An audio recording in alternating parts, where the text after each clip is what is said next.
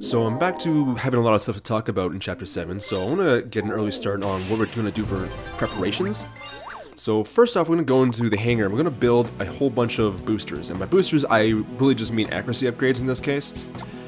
As you might have noticed, each unit has 3 different slots to equip stuff in. There's the melee slot, the gun slot, and the cannon slot.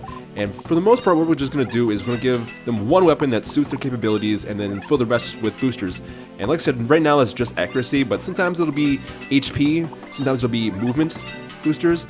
But we don't have any of those right now, so it's just going to be accuracy. And we're going to totally load these dudes out. So we built Mega Mortars for Shoya and Yamato, a radar wing for Yui, and a laser sight and a Hawkeye for Tsubasa. And that's the best we can do right now in terms of power, so all 4 of those guys are set up to do the most damage as possible. We also threw in a Mantis Touch card for funsies, and that's the Dragonfly Rage Neptune Horn equivalent for cannons. But to address what's actually going on in this level, so we talked about the origin last time, and I think we used like Doro's scanners to like find one or something, so we're gonna chase after it. But we run into Heidel, and he is the 2nd general of the Black Swarm. He pilots a cockroach. He's like the creepy dude with no eyes and spandex. He sort of feels like this superhero role, and he talks about justice and like idealism all throughout this chapter. And he comes with his 2 subordinates, Akane and Minoru, and they pilot a Dragonfly and Ladybug respectively. And I'm going to talk about all 3 of those guys later, but I gotta address some stuff first. So, Chapter 7, it's not an overly complicated map, but the way we approach it is very, very stupid. So as you see here, we're going straight through the desert instead of that nice dirt path above us. And as you might be able to like guess, sand is bad terrain to move through. It gives you no defensive bonuses, and basically means that Shoya and Yamato can only move 2 squares at any given time. And the only way they're really going to be able to escape the sand when we need them to is by us grass hopping them out, because otherwise it's going to take them fucking forever to get anywhere. But we have to do that for one reason. There's 2 main things we have to work around in this chapter, and that is the water bugs that we're currently fighting at the bottom, and the ladybugs that are on the far left. Those 2 groups of enemies will not move to attack us no matter what we do, so we have to go to them first. So for this chapter, Yamato's just going to sit around the bottom, and he's going to attack those water bugs. And we need Tsubasa to fly all the way around in a big circle and kill the ladybugs. And that basically leaves the entire center to just Shoya and Yui. And the first thing we're going to do is we're going to kill Akane, because she's a really big threat. She's got anti-ground guns like the Moth did back in Chapter 4, so if we don't kill her right at the hop, she's going to basically just fly around and hound us all chapter and take huge chunks out of our HP, so she's priority number 1. And actually she comes right to us, because she has 6 movement and is flying, so she ignores all the sand. And what we're going to do here is we're going to use our Mantis Touch card on the snail, and it comes with this weird minigame that's like curling, but the point is that we're supposed to kill the snail with this, and he does it. He rolls really well on his evasion, so he's left with like 40 HP or so. And I'm glad I got this on camera, because it never happens anywhere else in the game. So what's going to happen is we got bad RNG here, and in this chapter, bad RNG is bad RNG, but if that bad RNG snowballs into worse RNG, then it like somehow becomes neutral.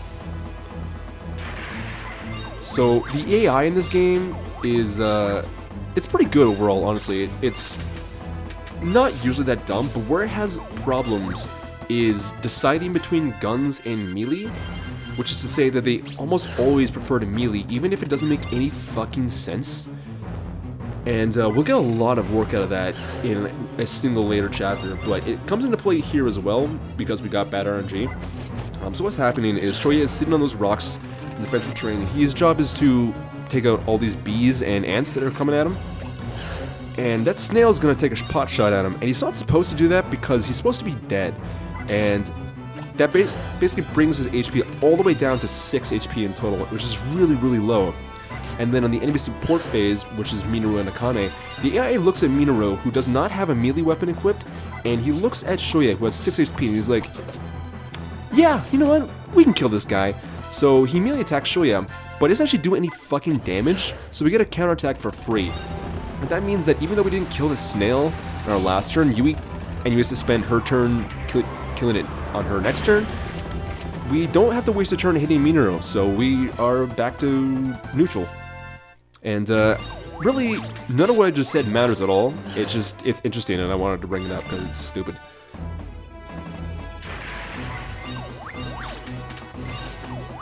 see Suwase using Tri-Tetra here. Tri-Tetra is like my favorite card. Every time we use it, it's like, yeah, this is going exactly to fucking plan. So that's happened because she's just out of the Ladybug's range right now, and those bees can't get to her through the Tri-Tetra, so they're just going to attack Shoya instead. And we want that because if they don't stay in the middle where Shoya is, we're not going to be able to kill them in time. Also, you may have noticed that there was a capsule in the dead center of this map, which, by the way, we're not even using the top half of the map. But there's a capsule there, and it had 1,000 tons of ore in it, or like $1,000. And we actually really wanted that capsule because later on in the game, we're gonna come to a point where we have a lot of money problems, and that capsule is kind of the start of it. But we're not able to get it because it costs us too many turns. Also, that goddamn wise guy-ass cutscene there. I guess the game expects us to be way back there in the middle of the map, so it pans the camera to that spot, but like we're off in the middle of buttfuck nowhere, so it just looks stupid. Not to mention the fact that by this point Akane is already dead, so like why is she talking in that cutscene? I don't know. The game, I don't think the game was intended for us to like try and exploit as many stuff as we can. Surprise, surprise, I guess. Okay, so I just want to talk about the 3 new units now. So, Hydelpilot's a cockroach, and it's sort of comparable to the stag beetle in that it's like mixed and has a lot of movement.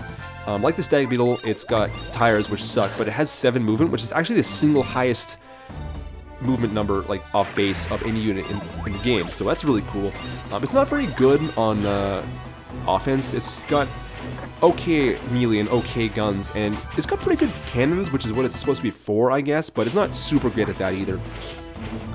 Overall, it's kind of just like this weird miscellaneous unit, and as you saw, he ran straight towards the capsules, and that's kind of what the game uses it for. More often on hard mode and normal mode than easy mode, but it does happen. On the other hand, the Dragonfly is a really threatening unit. As I said, it has anti-ground guns and flies, and has 6 movements, so spoilers, when we eventually get Akane on our team, and obviously we will because she's enemy support, which is code word for like not our ally yet, she fills a ton of roles at the same time. She's really useful. You'll get to know her very well. And Minoru, on the other hand, is the Ladybug, and the Ladybug's weird. So it's overall really, really bad, but it actually vies for the top spot for like the best unit type in the entire game with the Rhino Beetle. But right now he's kind of bad because he really requires a lot of equipment to do his job properly, and we don't have access to anything right now.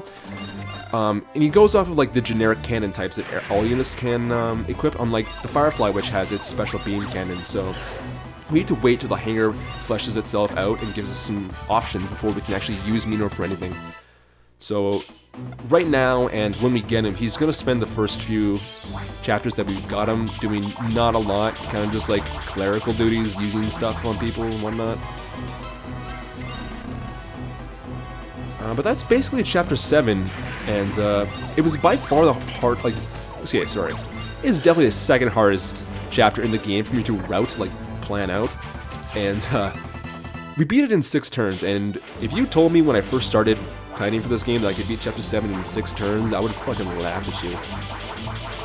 But here we are with the top level strats of running through the desert and skipping the very necessary money that we need to beat the game. This is a dumb level. It's a dumb level, and honestly, I kind of love it now. It's fun.